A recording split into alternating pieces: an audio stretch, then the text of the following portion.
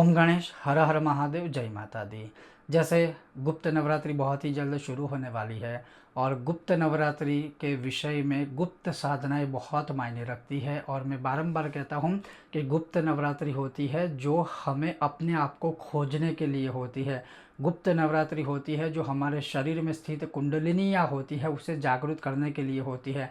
गुप्त नवरात्रि होती है जो हमारे सारे पापों का दहन करने के लिए होती है और गुप्त नवरात्रि होती है माता रानी की इष्ट देवता या देवी की उपासना के लिए बहुत ही बड़ी नवरात्रि होती है। तो मैं आज आपको कुछ 5 प्रमुख साधनाएं गुप्त नवरात्रि की बताऊंगा जो आप कर सकते हो या विद्वान ब्राह्मणों के माध्यम से करवा सकते हो। अगर आपको आज का यह विषय वीडियो पसंद आए तो लाइक कीजिएगा, शेयर कीजिएगा, चैनल पर नए हो तो सब्सक्राइब कीजिएगा। तो चलिए शुरू करते हैं। सबसे पहली साधना, चाहे कोई भी नवरात्रि हो या चाहे गुप्त नवरात्रि है, दुर्गा सप्तशती। चाहे आप दुनिया की कोई भी महाविद्याओं का उपासना करो, पाठ करो, लेकिन माता रानी जो दुर्गा सप्तशती से प्रसन्न होती है, जो दुर्गा सप्तशती है वो माँ दुर्गा का प्राण तत्व भी हम कह सकते हैं।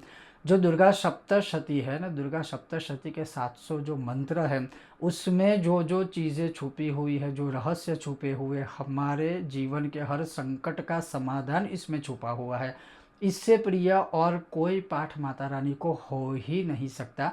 तो सबसे पहला जो विधान है, अगर आपको दुर्गा सप्तशती का पाठ पढ़ना आता है तो पूर्ण विधि विधान से आप हर रोज एक एक पाठ करके 9 दिनों में 9 पाठ कर सकते हो। एक प्रकार से जो है पाठात्मक नवचंडी भी आपकी हो जाएगी। अगर आपको उच्चारण नहीं आता है तो हर रोज एटलीस्ट माता रानी के सामने बैठ करके जब तक वह पाठ चलता है आप उसको श्रवण करके भी माता रानी की उपासना कर सकते हो। श्रवण करने मात्र से भी आपको जो है यथा योग्य फल उचित प्राप्त हो सकता है। दूसरी उपासना जो है वो है श्री सिद्ध कुंजिका स्तोत्रम। तो श्री सिद्ध कुंजिका स्तोत्र के आप चाहे तो प्रतिदिन 9 पाठ कीजिए 9 दिनों तक। फिर दशांश यज्ञ, तर्पण, महाजन, ब्रह्म भोजन कुछ करने की आवश्यकता नहीं है। सिर्फ एक सामान्य सा जो है आप पाठात्मक अनुष्ठान भी कर सकते हो। तीसरा जो सबसे संक्षिप्त स्तोत्र है, जो माता रानी का प्रिय भी कह सकते हैं, या पूरे दुर्गा सप्तशती का दोहन करके उसमें से जो निकले हुए जो शिव ऋषि ही अर्थात जो है दुर्गा सप्तशती का सार कह सकते हैं, वो है श्री सप्तश्लोकी दुर्गा, जिसे दुर्गा सप्तश्लोकी भी कहा जाता है। उसमें जो दुर्गा सप्तशती के 700 मंत्र है उसमें से मुख्य जो 7 मंत्र है जो हर एक मनुष्य को बहुत ही आवश्यक है इस जीवन काल के लिए, तो वो 7 श्लोकों का दुर्गा सप्तश्लोकी पाठ कहा जाता है। तो उसके भी आप प्रतिदिन चाहे तो 9 पाठ करके माता रानी की कृपा प्राप्त कर सकते हो। चौथी साधना है जो मैं कहूँगा कि हमें इसके बहुत सारे चमत्कार कह लीजिए, अनुभव कह लीजिए जो हमें प्राप्त हुए हैं और हमने बहुत लोगों के लिए अनुष्ठान भी किए हैं और हमें बहुत प्रिय भी है वो, और वो है दुर्गा 32 नाम माला। दुर्गा माता के 32 नाम जिसके रहस्य इतने भरे पड़े हैं कि मतलब हर एक जैसे जैसे दुर्गम दुर्गम दुर्गम दुर्गा दुर्गा दुर्गा कहते जाओगे, या माता रानी के जो दुर्गा के 32 नाम है जैसे जैसे उसको आप पढ़ते जाओगे धीरे धीरे करके आपके सारे कार्य सिद्ध होते जाएंगे। और वो जो दुर्गा 32 नाम माला स्तोत्र भी आप पढ़ सकते हो, माता रानी के नाम भी बोल सकते हो। और उस विषय में मैं आपको सजेशन दूंगा कि 9 के 9 दिन तक आप 32 पाठ कीजिए 9 दिनों तक। जैसे ही अनुष्ठान पूर्ण हो जाए फिर आप चाहे तो प्रतिदिन भी एक एक पाठ कर सकते हो। ये रही चौथी साधना। और 5वीं साधना है वो जो है, हालांकि मैं तंत्र मार्ग में नहीं ले जाऊंगा, लेकिन बगलामुखी माला मंत्र है। और ये माला मंत्र सिर्फ इसलिए मैं आपको थोड़ा सजेस्ट कर रहा हूँ इस गुप्त नवरात्रि की प्रमुख साधनाओं में, ताकि आज के समय में ना राग, द्वेष, ईर्ष्या ये सारी चीज़ें बहुत बढ़ गई है।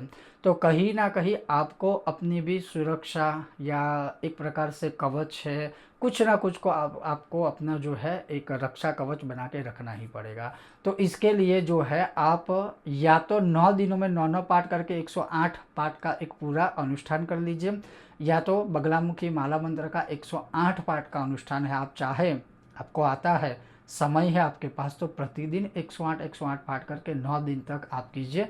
इसका रिजल्ट आपको बहुत ही चमत्कारिक मिलेगा, कोई शत्रु आपका कुछ भी बिगाड़ नहीं पाएगा।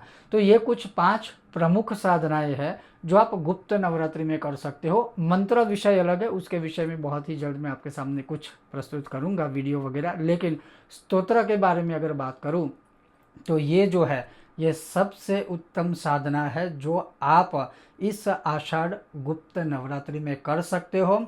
जैसे आपकी कामना है उसके अंतर्गत मैं पुनः कहूँगा, ये जो सारे स्तोत्र हैं वह सही और स्पष्ट उच्चारण के साथ और अपने गुरु का मार्गदर्शन आदि जो है वो लेकर के आप इसका अनुष्ठान आदि कर सकते हो। बाकी इसके अलावा जैसे श्री सूक्तम है, कनकधारा स्तोत्र है, सांपुटिक श्री सूक्तम है, वो धन से जुड़े हुई जो सारी चीज़ें हैं, कर्ज मुक्ति हेतु गणपति आदि साधना है, वो भी आप कर सकते हो। लेकिन ये सिर्फ और सिर्फ स्पेशल माता रानी की गुप्त उपासना के लिए मैंने कुछ जो माता रानी के प्रिय साधना या प्रमुख सूत्र है वो मैंने आपको श्रवण करवाए।